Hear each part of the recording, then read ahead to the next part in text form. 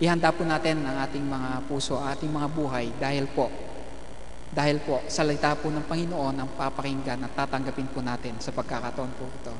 Ang salita ng Panginoon na patuloy na nagbabago sa atin, salita ng Panginoon na patuloy na nagre-rebuke sa atin, ang salita ng Panginoon na patuloy na nagbibigay ng encouragement sa atin. Amen? So, tinatawagan ko na po ang mensahero na ating Panginoon, si Pastor Celito Aguilar.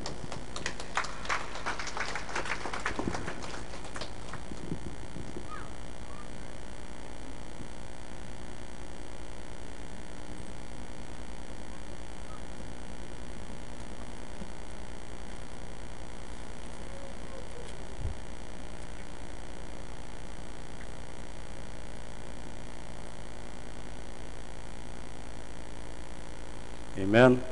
Praise the Lord. Magandang gabi po sa inyo lahat, mga magulang at mga kapatid. Purihin ng Diyos at sa gabi po ito, napakaganda po ng ating message. The title of our message is about sin. Shall we continue in sin? Yan po ang napakagandang katanungan sa bawat isa sa atin. Mga magulang at mga kapatid, hindi po natin pwedeng paglaruan ang salita ng Diyos. Amen. Tandaan po natin yan. And again, I would like to remind you ang walang contradiction sa buhay ng isang tunay na Kristiyano. Amen. Ari nawa po, mga magulang at mga kapatid, ang message na ito ay isang manatiling maging aral sa atin at paalala po. At bago po ako magsimula, tayo po'y tumayo at buksan po natin ang ating banal na aklat sa Romans chapter 1, chapter 6 from verses 1 and 2. Open our Bible in the book of Romans chapter 6 from verses 1 and 2. Ayon po sa nasusulat, ano nga ang ating sasabihin? Magpapatuloy baga tayo sa pagkakasala upang ang biyaya ay makapanagana? Huwag nawang mangyari. Tayong mga patay na sa pagkakasala, paano nga tayong mabubuhay pa riyan? Sa Ingles, what shall we say then? Shall we continue in sin, that grace may abound? God forbid. How shall we, that are dead to sin, live any longer therein? Purihin po ang Panginoon sa pagkabasa ng kanyang banal na salita. Tayo po'y pansamandaling yuko. Let's bow our head and pray. Father God, in Jesus' name, we thank you and we glorify your holy name tonight. Salamat po sa kalakasan at taglay po namin sa oras na ito, Panginoon. Purihin ka, Amang Diyos, sapagkat ikaw ang Diyos na hindi nagbabago. Ikaw ang Diyos ni Abraham, ni Isaac at ni Jacob, at ikaw rin po, Panginoon, ang Diyos na aming sinasamba sa mga oras na ito. At sa gabing ito, Amang Diyos, kayo po ang aming dakilang guro.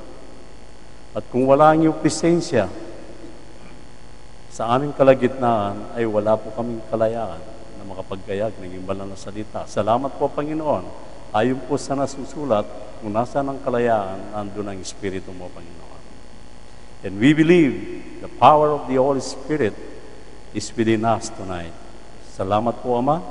Ito po ang aming samudalayan na may pasalamat sa natatanging pangalan mo lamang. In Jesus' mighty name we pray. Amen. Amen. Mga magulang at mga kapatid, meron po ang katanungan sa inyo. Ano po ang desire ng puso ninyo sa gabing ito? Ayon po sa ating inawit kanina, kung na-meditate po natin ang ating inawit, ang sabi po napakaganda, this is my desire. Ano ang desire natin? To honor God. Lord, with all my heart, I worship you. Yung po ba'y ginagawa po natin? All I have within me, I give you praise. All that I adore is in you. Napakaganda na po. Brothers and sisters, you cannot get that desire if we continue on sinning. Amen. Tandaan po natin yan, mga magulang at mga kapatid. Ang lahat ng mga desire natin para sa Panginoon, we cannot get it unless may mga kasalanan na naniniraan po sa ating puso. And remember, brothers and sisters, tandaan po ninyo, mga magulang at mga kapatid, ayon po sa 1 Corinthians chapter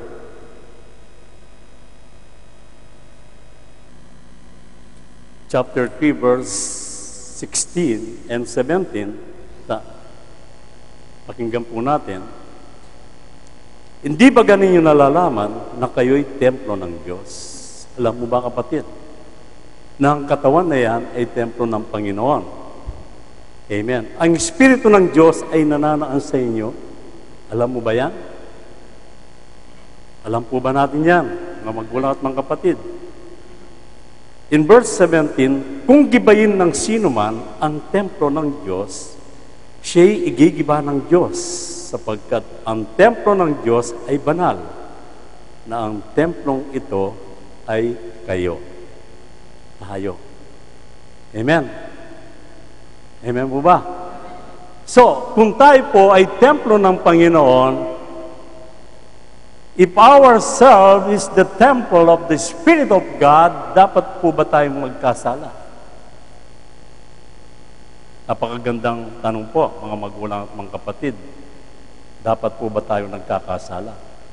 So, if you are continue in sinning, brothers and sisters in Christ, it means to say, ikaw ay hindi templo ng Panginoon. Ibang espiritu ang nananaan sa inyo. Amen. Mga magulang at mga kapatid, sa gabi pong ito, tandaan po natin, alam ko, we classified ourselves as a born-again Christian or a born-again believer. Di po ba? Amen. At kapag binilang po natin, if we counted ourselves as a believer, brothers and sisters, we believe by the grace of God, God forgive our sin. Amen. Alam natin na tayo pinatawad na ng Diyos sa pamagitan ng Kanyang biyaya. Sapagkat alam natin, ang Diyos ay nag-sacrifice doon sa bundok ng Kalbaryo para matubos tayong lahat mula sa kasalanan. Amen. Ngayon, mga magulang at mga kapatid, nandun pa ba yung pribileyo na ikaw ay patuloy na magkasala? I think hindi na dapat na tayo po'y magkasala. At kung bakit ang nakakalungkot, mga magulang at mga kapatid, patuloy pa rin nagkakasala ang tao. Kung narinig po natin kanina ang prayer po ni Pastora Lucy, ang sabi niya naway hindi tayo maging bantulot na Kristiyano. Amen. Kapag sinabing bantulot na Kristiyano, brothers and sisters, hindi maganda yung mga karakter mo. Amen. Kapag bantulot ka, ibig sabihin, nandun na yung matampuin, kunding bagay lang, natutumba ka. Ha? Maniwala po ba kayo? Yan ang bantulot na Kristiyano. Huwag po tayong magalit sapagkat Word of God ang pinag-usapan po natin. Ang salita ng Panginoon ay matalim. Ang salita ng Panginoon ay matalas. Ang salita ng Panginoon ay masakit, brothers and sisters. So we have to accept our mistake. Amen. Amen. Kaya mga kapatid, marami pong mga tao ang nagsasabi na sa mga panahon na ito, hindi pwedeng hindi ka magkasala. Ang sabi nila, kahit born again ka, sa isip, sa salita, at sa gawa, tayo'y nagkakasala. Amen.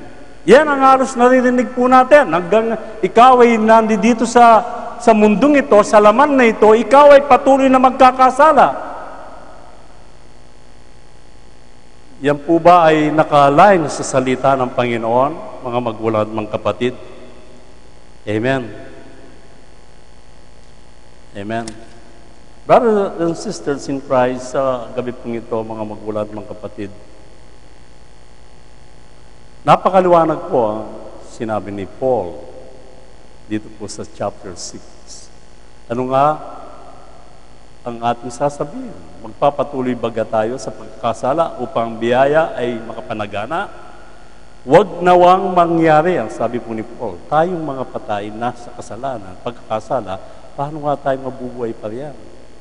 Tandaan mo, once tayo po ay naging born again na, it means to say, patay na tayo sa kasalanan. Kaya nga, nag-repent tayo. At alam po ba natin yan? Kaya po nag-repent tayo, mga magulang at mga kapatid. It means, kapag nag-repent ka, kinompes mo yung mga kasalanan mo sa Panginoon, it means to say, tayo po ay patay na sa kasalanan. Amen. Ngayon, ang tanong, ang isang mananampalataya na katulad po natin, dapat pa bang magkakasala? Yan po ang pakaisipin po natin sa gabing ito, mga magulang at mga kapatid. Ang sabi ng iba, yes, pwede pang magkasala. Ang sabi ng iba, hindi. Amen. Amen. Ngayon, may katanungan po ako sa inyo. Kung si Sister Aida ay tapat sa Panginoon, siya po ba ay gagawa pa ng pagkakasala?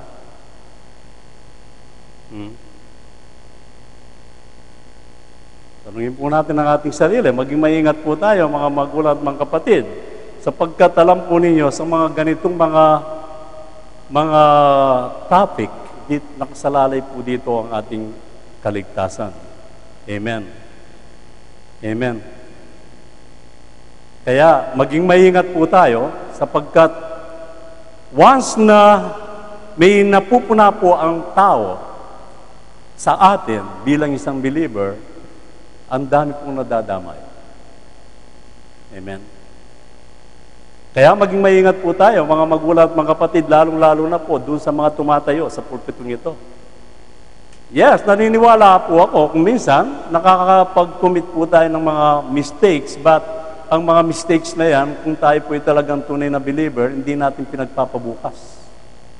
Once na nagkaroon po tayo ng kamalian sa oras na ito, ilang sandali lang, humingi tayo ng kapatawaran sa Panginoon. Kaya kapag pinagpabukas mo ang isang bagay na alam mo na kasalanan, iba na po yung ibig sabihin niyan. At yan ay namumunga. So sa gabi pong ito, mga magulang at mga kapatid, ang Diyos ay patuloy na nagre-reveal po sa atin. Why? Sapagkat mahal tayo ng Panginoon. Amen. Kaya gusto ko pong sabihin sa inyo sa gabing ito, hindi po sapat yung naniniwala tayo na ang Diyos ay isa lamang. Hindi pa po sapat yan. Marami pa po tayong dapat malaman sa buhay po natin. Amen. Kadalasan, karamihan po sa atin, sinisigaw natin ang Diyos ay isa lang. Yes, how you can prove that God is one, samantalang yung ginagawa mo kung minsan, hindi mo nakikita. Amen. Kaya masarap pa yung alam mo, ang Diyos ay isa lamang, at the same time, yung ginagawa po natin, yung mga asal natin, ay naayon sa salita ng Panginoon. Amen. Ang sabi ng mga tao, mga iba, alam mo, hanggat may mga ibang pastor, sabi nila, hanggat ikaw ay nasa laman, ikaw ay patuloy na magkakasala. Tingnan po natin kung totoo ang sinasabi ng mga pastor na yan, mga magulang at mga kapatid. Amen. Ang pinag-uusapan po dito, hindi po unbeliever. Ang pinag-uusapan po dito, mga kapatid, yung mga na nakaalam na sa katotohanan. Yung mga sinasabi na sila ay ligtas na, mga magulang at mga kapatid, ito po ang tinatalakay ni Paul. So sabihin, pag-aralan po natin sa gabing ito, mga magulang at mga kapatid, kung tayo po ba ay nasa flesh pa, nasa katawang panlupa, tayo po ba'y dapat na gagawa pa ng kasalanan? Ang sabi po sa Book of Romans, in the Book of Romans chapter 8, verse 9, datapwat kayo'y wala sa laman, kundi nasa Espiritu. Naniniwala po ba kayo? Kaya kapag tayo po ay tunay na Kristiyano, ay binilang natin ang ating sarili na isang tunay na born-again Christian, tandaan mo, ikaw ay hindi na makalaman, kundi ikaw ay nasa Espiritu na. Alam po ba natin yan? Kaya maging maingat po tayo, mga kapatid. Kung gayo'y tumitira sa inyo ang Espiritu ng Diyos. Katulad nung binasa kanina sa 1 Corinthians chapter 3 verse 16, tayo ang templo ng Panginoon. We are the temple of God. Kaya ang templo na yan, mga magulang at mga kapatid, hindi natin dapat bigyan ng anumang mansa o dumi because it is a temple of God. Amen. Amen. Datapwat kung ang sino may walang espiritu ni Kristo, siya'y hindi sa Kanya. Maliwanag po ba? Kaya kapag wala sa atin ang Espiritu ng Panginoon, mga magulang at mga kapatid, wala sa atin ang Espiritu ng Diyos. Tandaan po ninyo yan. Kaya maging maingat po tayo. Amen. Ako ayaw kong maging hipokrito. Sometimes nagkakasala din ako. But later on, pinapaalala ng Panginoon, anak, mali yung ginawa mo. Then I will confess it to God. Lord, patawarin mo ako, but hindi ko po pinagpapabukas. Amen. Again, ang sabi po sa next verse, sapagkat ang lahat ng mga pinapatnubayan ng Espiritu ng Diyos ay sila ang mga anak ng Diyos. So, kung wala pala sa atin ang Espiritu ng Diyos, kung tayo ay hindi Spirit-filled, brothers and sisters, it means to say, hindi tayo anak ng Diyos. Sapagkat wala ang Espiritu ng Diyos sa atin. Last Friday, napakaganda po ang message po natin. It is about the power of the Holy Spirit. Amen. Ang daming nag-post sa Facebook, na bless sila, brothers and sisters, naramdaman nila ang presence ng Panginoon. Sari-saring mga posting ang kanilang linagay, mga kapatid. Ang daming nagpatuto, but ang question ngayon, ang tanong, nasan sila? Amen. Kung nasa atin ang power ng Panginoon, kung nasa atin ang Espiritu ng Panginoon, sasabihin ba ng Diyos, anak, huwag ka nang magatin, matulog ka na lang. Di po ba? So it is a contradiction. If you feel the presence of God on that very wonderful Friday, brothers and sisters, we will feel something. Hindi po emotion. Amen. Hindi emotion.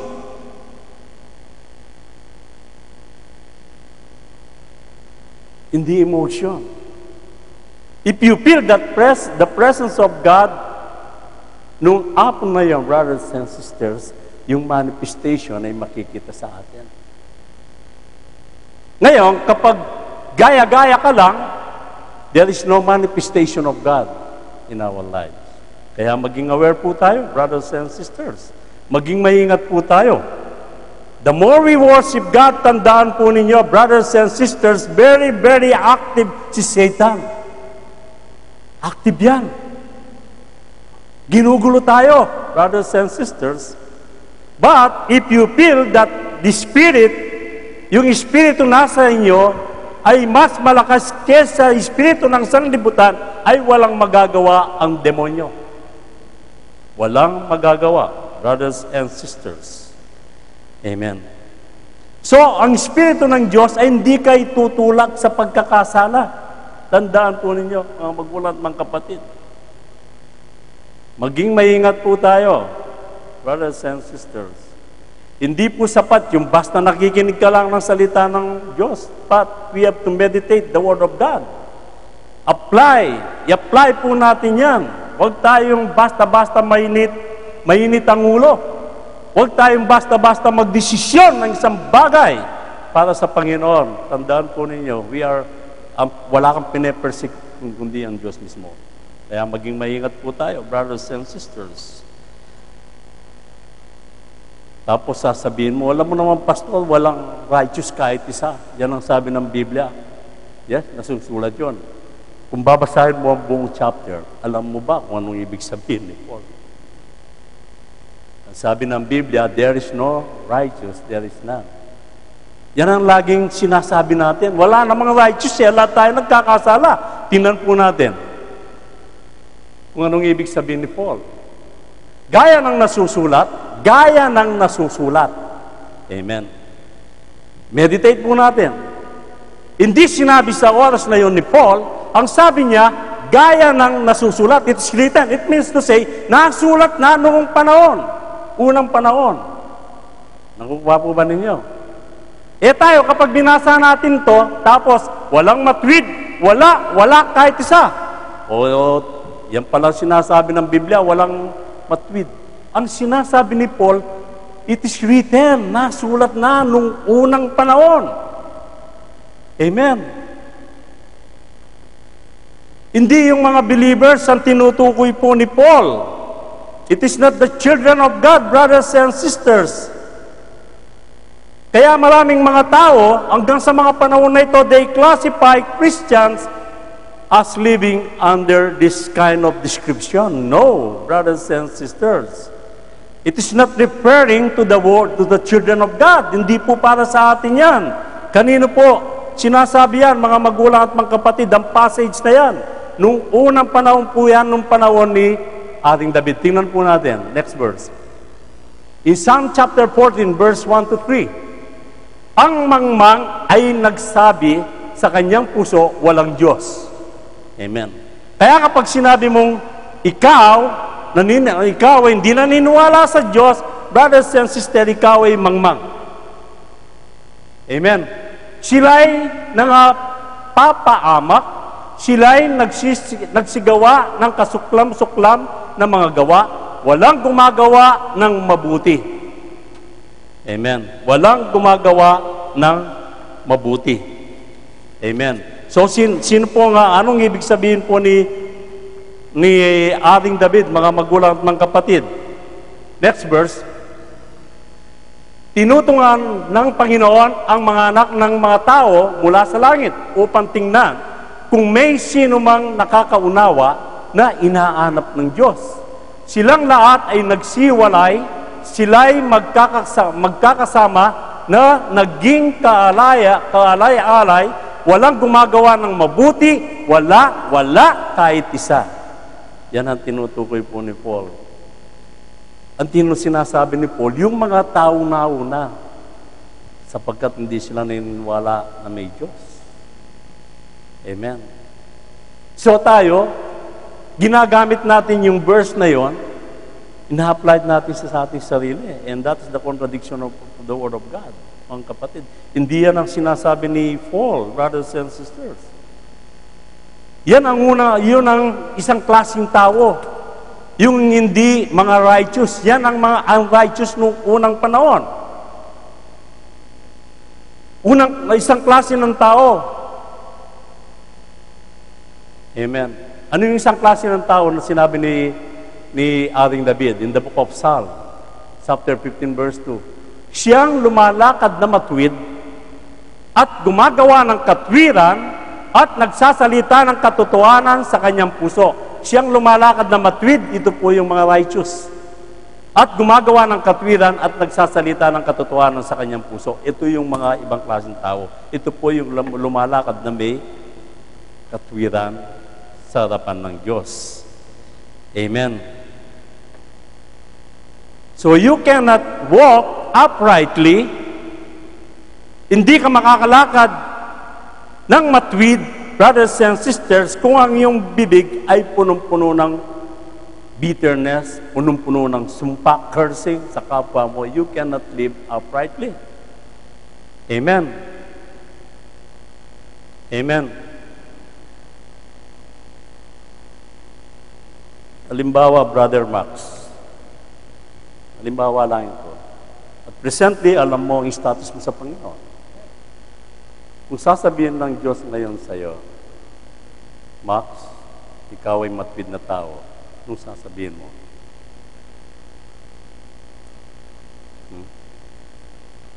Ha? Ano sasabihin mo? Ha? Ha? Halimbawa, sa sarili mo, hindi ka matwid. Sinabi ng Diyos, Sister Evelyn, matwid ka. Anong sasabihin mo?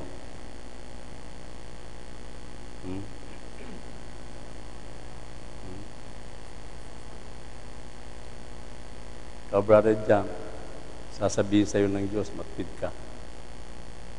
Anong sasabihin mo sa Kanya?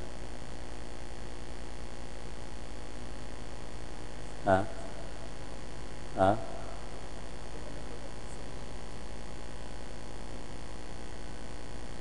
Kung alam mo sarili mo, kung hindi ka righteous, sasabihin mo, hindi.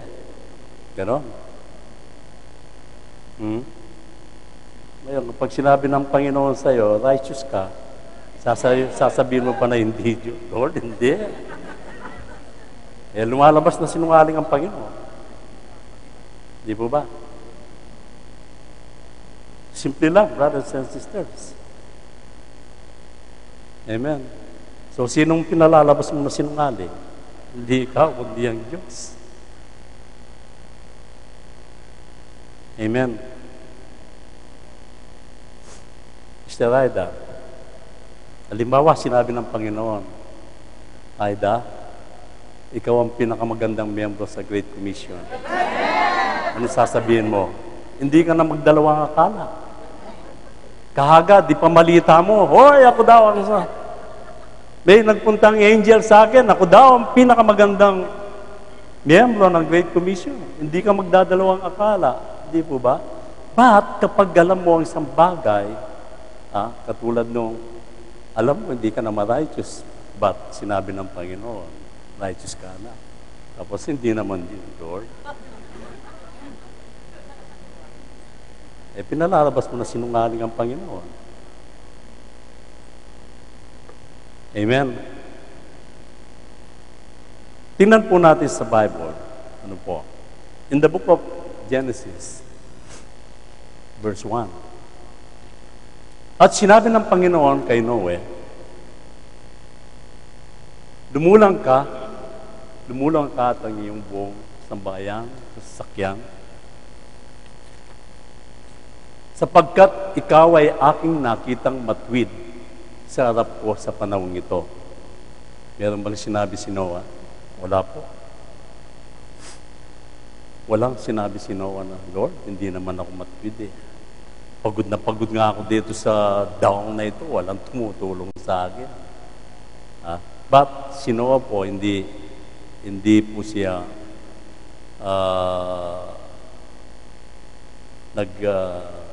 nag-comment ng anuman. Inamin niya sapagkat alam niya siya matwid. Ano po? Ngayon, the same book, mga magulang at mga kapatid, sinabi doon, si Lot ay righteous. Tapos sasabihin natin, di naman righteous si Lot. Hindi ba pinapili nila? Wise siya, mauutak siya. Pinapili sila ng Panginoon. Ang pinili niya, yung patagan. Marunong siya. Paano sasabihin na righteous si Lot? Di ba? Alam natin si Lot. Kung righteous si Lot, sasabihin mo pa, hindi niya pipili yung Sodom and Gomorrah. Di ba? But, ang salita ng Panginoon, brothers and sisters, kaiba. Anong sinabi po? Pinapatunayan po ni Peter in the book of 2 Peter chapter 2, verse 7. Verse 7 and 8. At iniligtas ang matwid na si Lot. Naniniwala po ba kayo na matwid pala si Lot? Kahit tumira sa Sodom and Gomorrah, brothers and sisters, kahit pinapili sila ng Diyos, na pinili niya ang maganda, kaya sinasabi ng mga iba, oh, si Lot, mautak yan. But ang sabi ng Biblia, siya'y matuwid, na lubang nahapis sa mga alay na pamumuhay ng masasama. Hindi natin alam, kahit ganun si Lot, meron siyang pusong makadiyos. Amen. Tayo, kung minsan, masyado tayong judgmental. Sa magitan ng pagiging judgmental po natin, tayo'y nagkakasala, hindi natin alam. Kaya sabi ni Paul, manatili ka ba sa pagkakasala? Amen. Sapagkat ang matwid na ito na namamayang kasama nila ay lupang naapis araw-araw ang kanyang matwid na kaluluwa sa pagkakita at pagkarinig niya ng mga gawa nilang laban sa kautusan. Amen.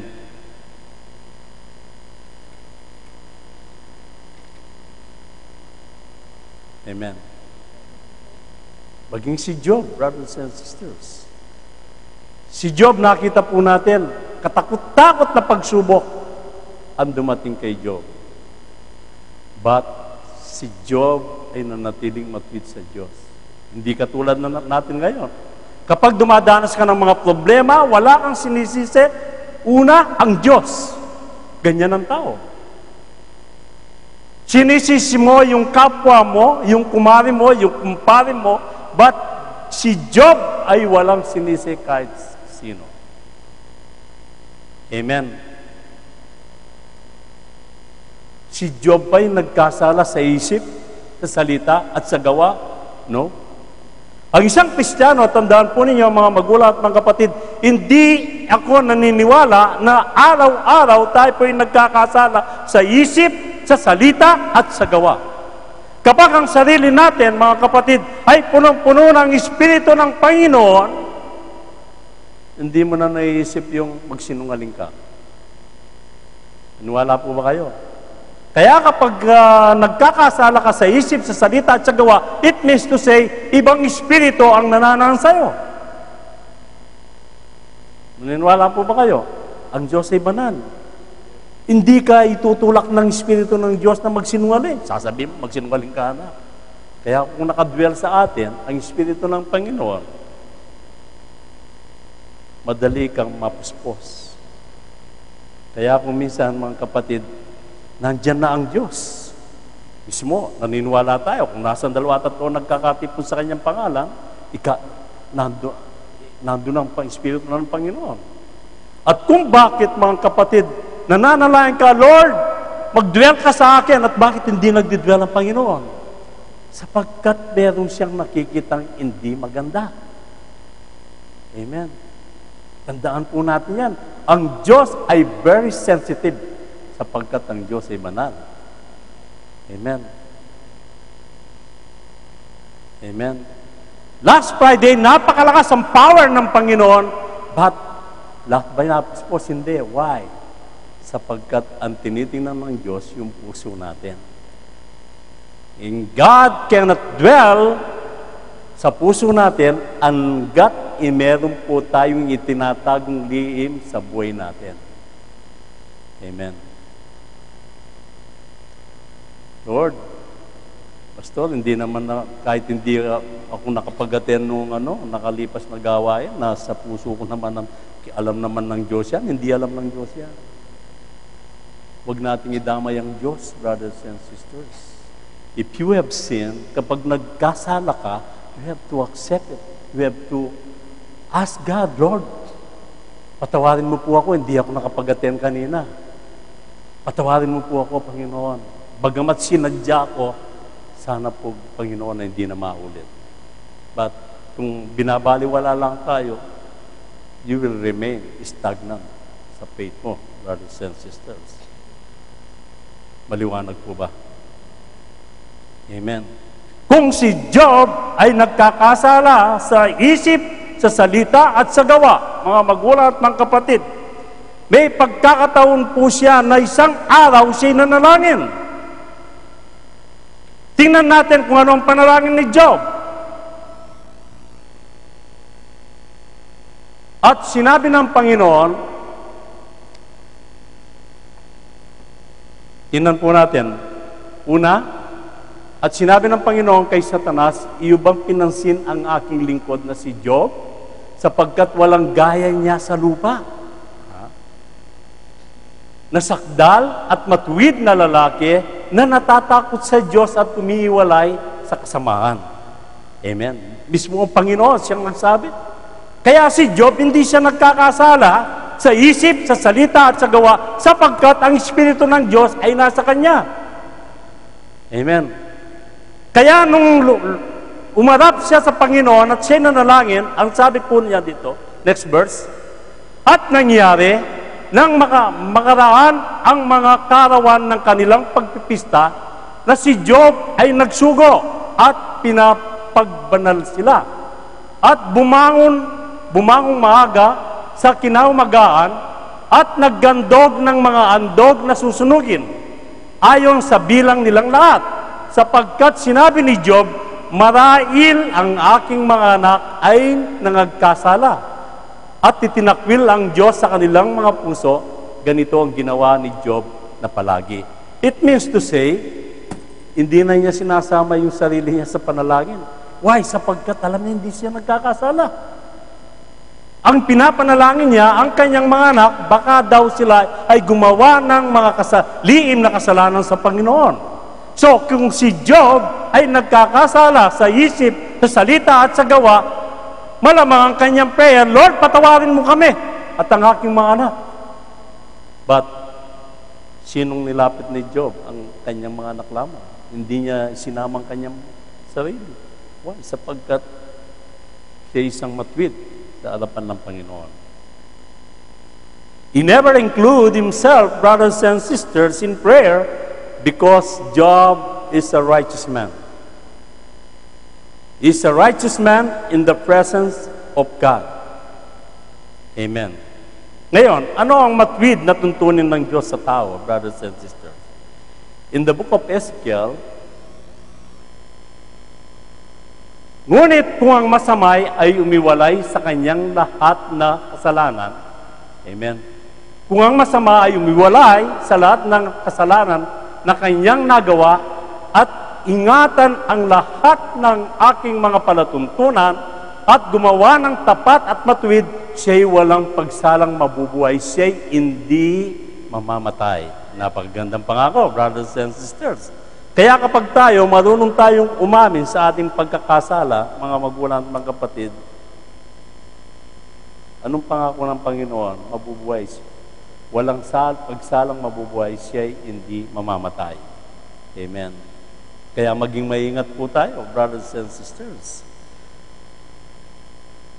Amen. Maliwanag po ba?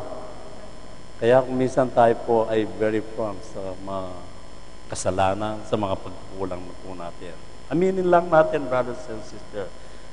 Never justify ourselves. Huwag na natin i-justify sa kapwa po natin. Aminin natin sa Panginoon na ikaw ay nagkasala. Sabihin mo, Lord, ako po yung nagkulang sa iyo.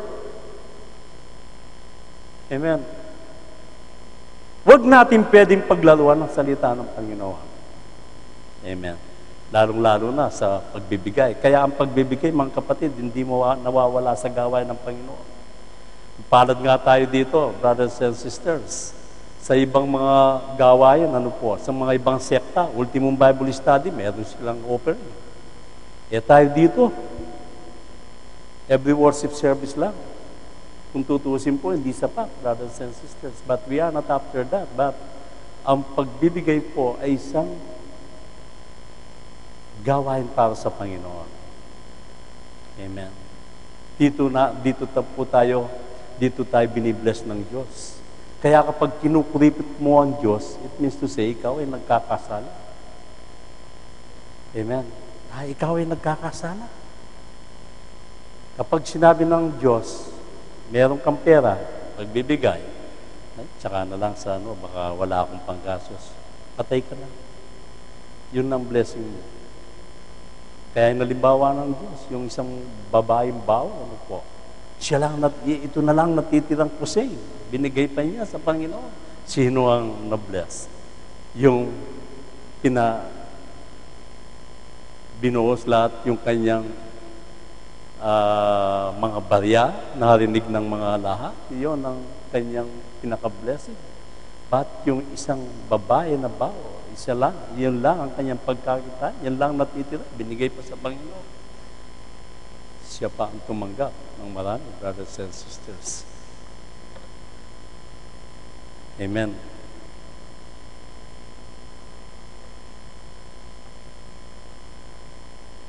Kaya, kapag ang tao ay isang matwid, mga magulang at mga kapatid, hindi po tayo nagkakasala sa isip, sa salita, at sa gawa. Again, in the book of Ezekiel, chapter 18, verse 30, kaya't ahatulan ko kayo, ang sabi ng Panginoon, o sambahayan ni Israel, bawat isa ay ayon sa kanyang mga lakad, sabi ng Panginoong Diyos, kayo'y magbalik loob at magsiwalay kayo sa lahat ninyong pagsalangsang.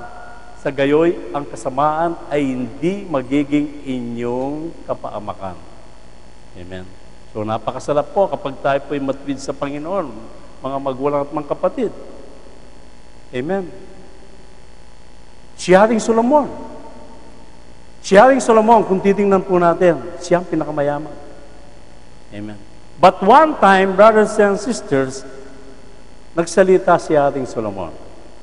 At ito po ay binanggit din niya sa 1 King chapter 8 verse 46. Then in the book of Ecclesiastes binanggit din niya anong sabi ni Solomon. Pinatutuwi niya dito, tunay na walang matwid, sabi niya, sa lupa, na gumagawa ng mabuti. Walang matwid sa lupa na gumagawa ng mabuti at hindi nagkakasala. It means to say that but in the end of Ecclesiastes, mga kapatid, nagbelta siya. Parang yung sinabi niya ay hindi niya, parang dinideny niya, ano po? Amen. Parang nag-change mind si Haring Solomon.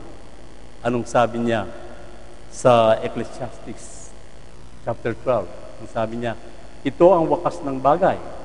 Lahat ay narinig. Ikaw ay matakot sa Diyos. Bandang uli, siya po yung nagbibigay na ng advice. Amen.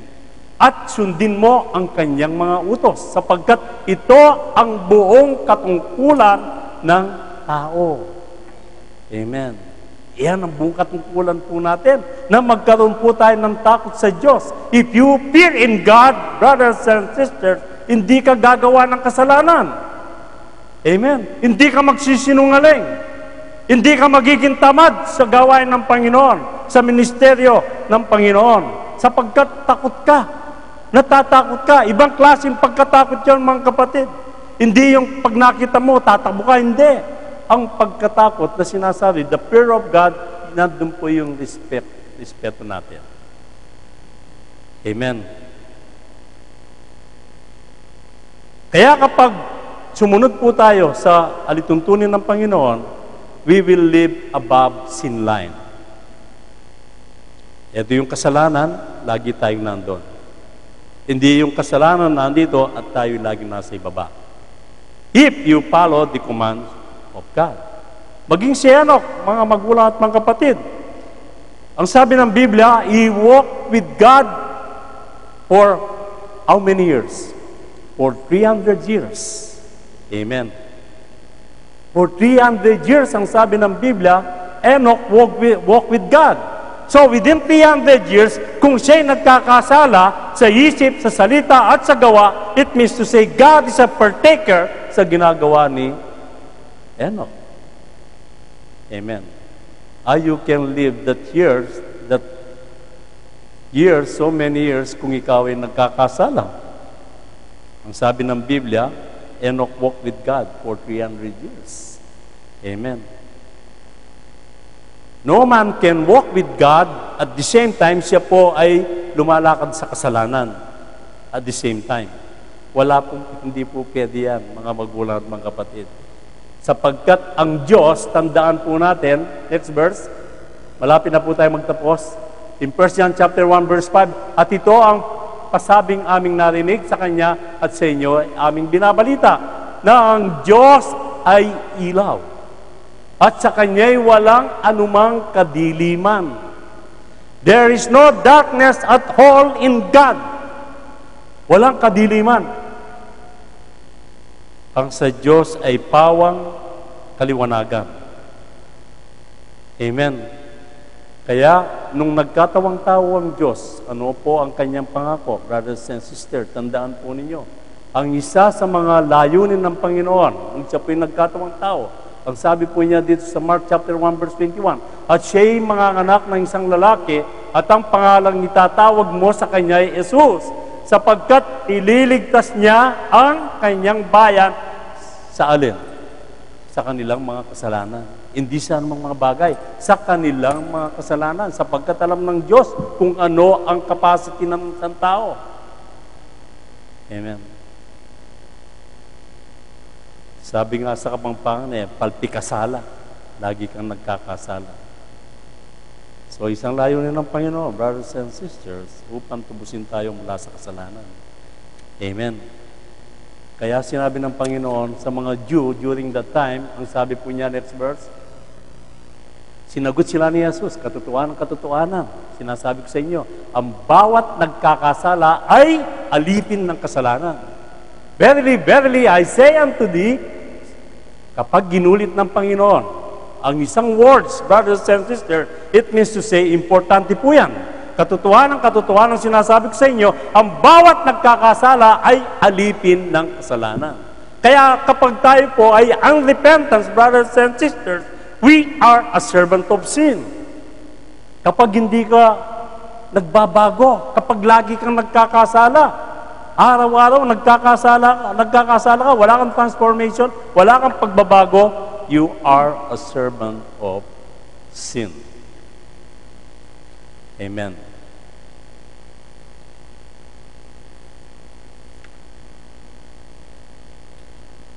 Kaya ito po yung panawagan ng Diyos sa atin. Amen. Ito po ang panawagan ng Panginoon sa atin. Ngayon, patuloy po ba tayo magkakasala? Sabi po sa 1 John,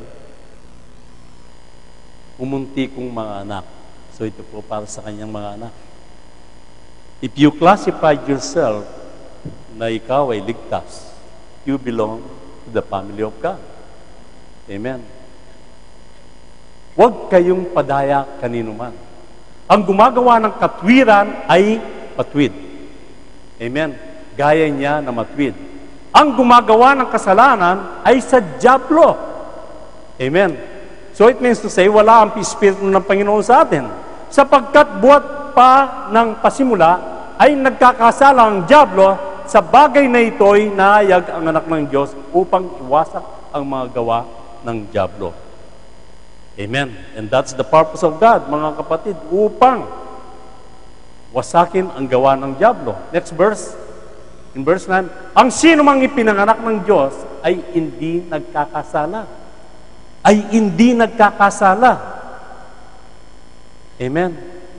Hindi ka magkakasala kapag ikaw ay tinuring mo na anak ng Diyos. Hindi ka dapat magkasala. Ngayon, kung ikaw ay laging nagkakasala at nagkakasala sa commandment ng Panginoon, it means to say, you are not the Son of God.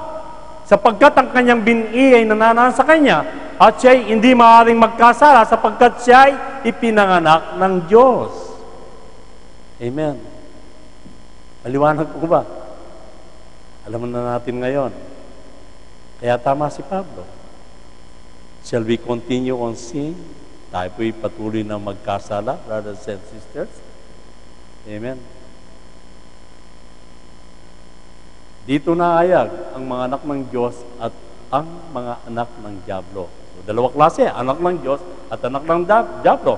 Ang sino mang hindi gumagawa ng katwiran ay hindi sa Diyos, ni ang hindi umiibig sa Kanya ay sa Kanyang kapatid. Amen. Kaya mga kapatid, ang katanungan ngayon, brothers and sisters, patuloy po ba tayo magkasala? Ang isang taong tapat, dapat pa bang magsinungaling? Ang taong matwid, dapat pa po bang magsinungaling o gumawa ng anumang kasinungalingan? Amen. Ang tanong ngayon, tayo po bang mga Kristiyano o believers, dapat pa po ba tayong magkasala? No. No. No way. Amen. Tandaan po natin yan, mga kapatid. As long as we remain as a children of God, brothers and sisters, hindi na po tayo dapat magkasala. Tandaan po natin yan, mga kapatid. Nawa ang message na ito po'y para sa ating lahat. Ang message na ito, mga kapatid, ay paalala po ng Panginoon sa atin. Ayaw ng Panginoon, brothers and sisters. Kaya kung minsan hindi natin, para tayong nasasabi natin na wala ang joy of salvation sa atin. It means to say, may problema. May problema. Kaya maging maingat po tayo, mga magulang at mga kapatid. Ang message na ito ay para sa ating lahat. Ito po'y paalala ng Diyos sa atin upang wag po tayong gumawa ng mga bagay na kung minsan pinagsisisihan po natin sapagkat mahal tayo ng Diyos. Amen. So, tayo po tumayo.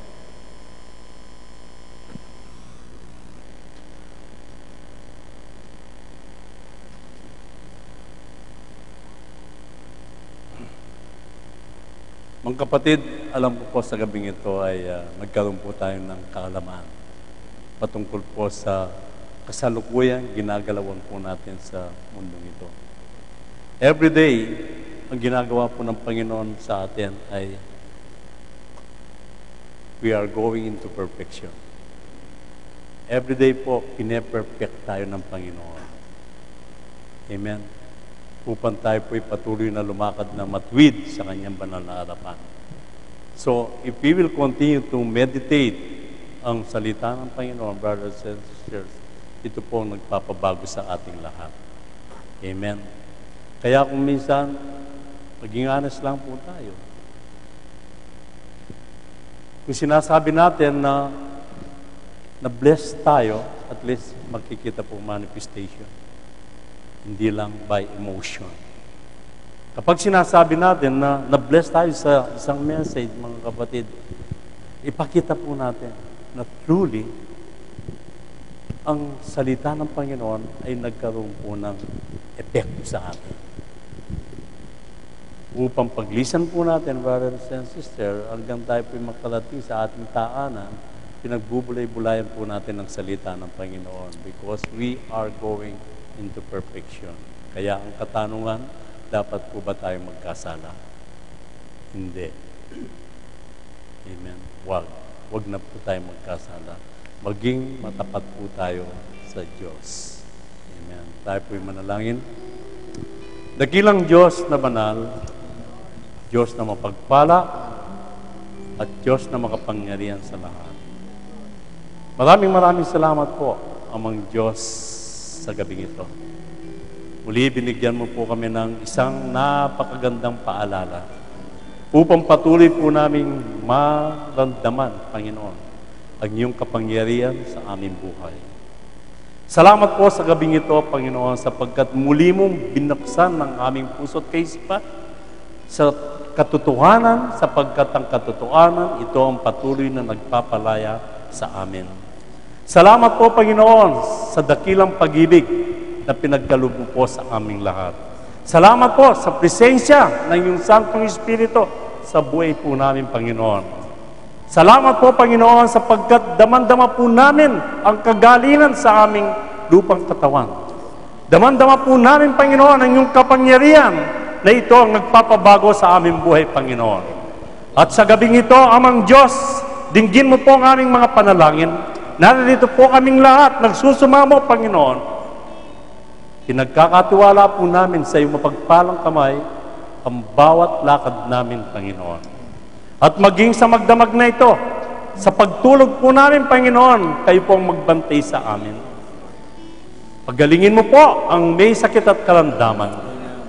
At sa oras na ito, Panginoon, personal ko pong nilalapit sa iyo ang aking anak na si Pastor Christopher, Panginoon, sa kanyang nararamdaman, sa kanyang puso, Amang Diyos.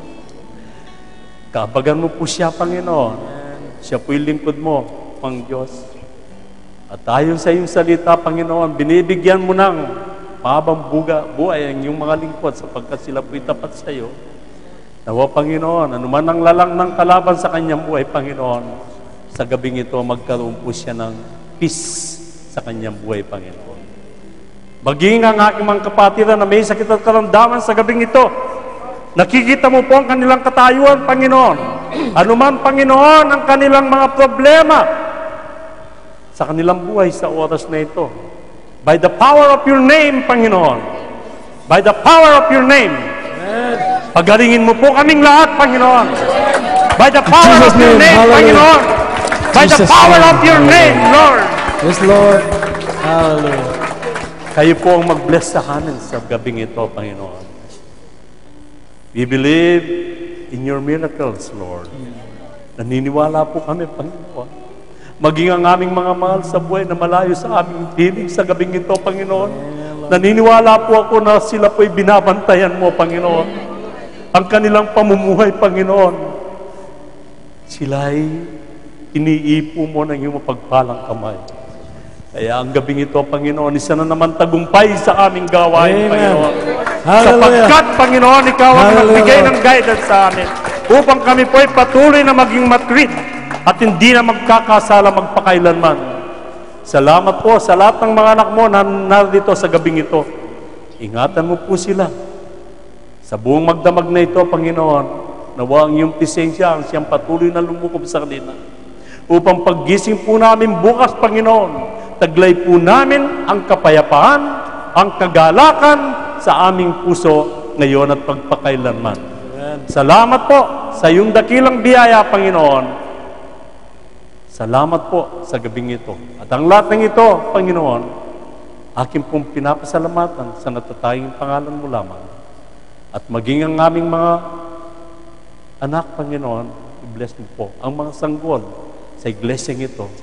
Pagpalain mo po sila at patuloy mo po silang ingatan, ligtas sa anumang mga sakit at karamdaman. At ang lahat ng ito, aking pong buong pusong pinapasalamatan sa natatayang pangalan mo lamang. In Jesus' mighty name we pray. Amen. Amen. Praise the Lord. Amen. So alam na po natin ngayon, pag anak po tayo ng Diyos, hindi na tayo dapat magkasala. O kung patuloy po tayo nagkakasala, hindi po tayo anak ng Diyos. Amen? Napakaliwanag po ng paalala ng ating Panginoon. Praise the Lord. Rock of Ages. Hallelujah.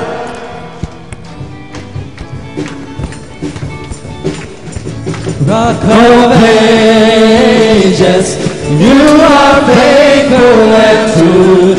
You are able to do what you have promised. Rock of Ages, you are faithful and just. I will always put my trust in you. Rock of Ages, Rock of Ages, you are faithful and true. You are able to do what you have promised.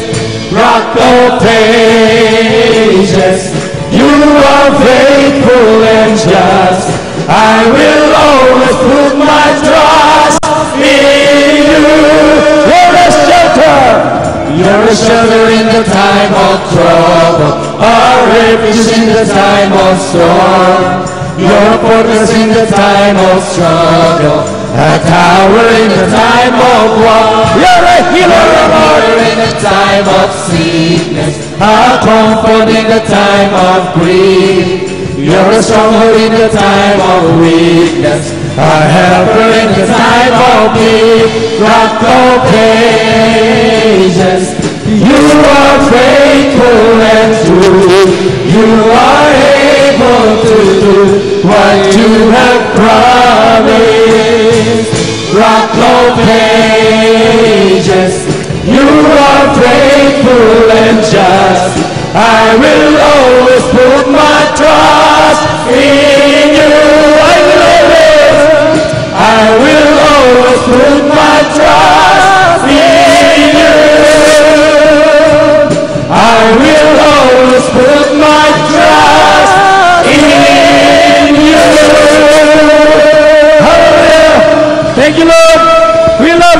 Jesus.